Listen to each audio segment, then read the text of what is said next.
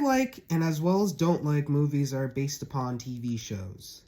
Like, sometimes, well, actually, they're based on source material, and the source material is actually the shows and cartoons they're based upon. But some movies seem to understand a lot better than others.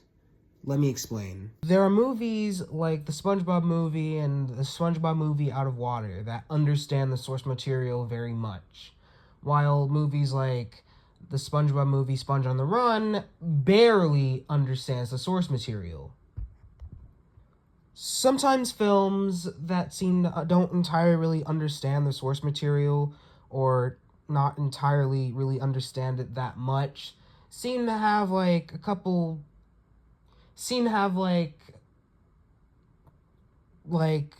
they just seem to not really understand how the show really is. Like, take the Tom and Jerry movie for an example. Like, we see this bulldog and we see these alley cats, but really, they're just stand-ins for Spike, Butch, Topsy, Meathead, and Lightning. And I would even say that the Tom and Jerry movie, the live-action one that really sucks, doesn't even understand the source material. Because you see, like, the characters are a little bit too overly exaggerated. Like Spike. I do not like Spike from this film. Like, this is by far the worst iteration of Spike. And also, Butch, Topsy, Meathead, and Lightning, and this cat from Tom and Jerry Kids. I don't know why they're so ghetto in this film. Like, they're a little bit more mischievous in, like, the original cartoons. Why are they ghetto here? Like, many films that just don't understand the source material always just seem to add more characters and stuff. Like, just, remaking the way how everything was, remaking the characters' personalities, and literally relocating the setting. So, this is a movie that does understand source material.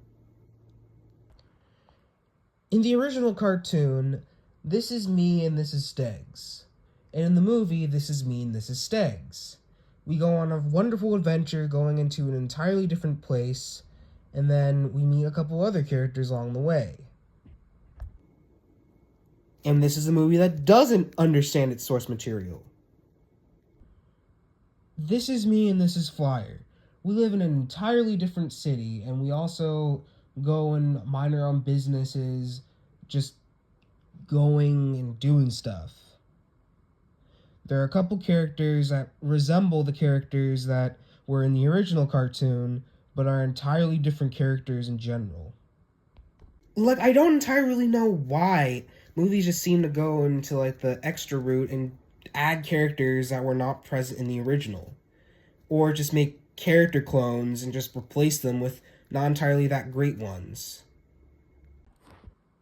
The only movies that I generally enjoy that don't entirely really understand the source material are Tom and Jerry the movie and the Alvin and the Chipmunks live-action series. Like, well, I know that Tom and Jerry both talk in the original, but either way, it's still a very fun film.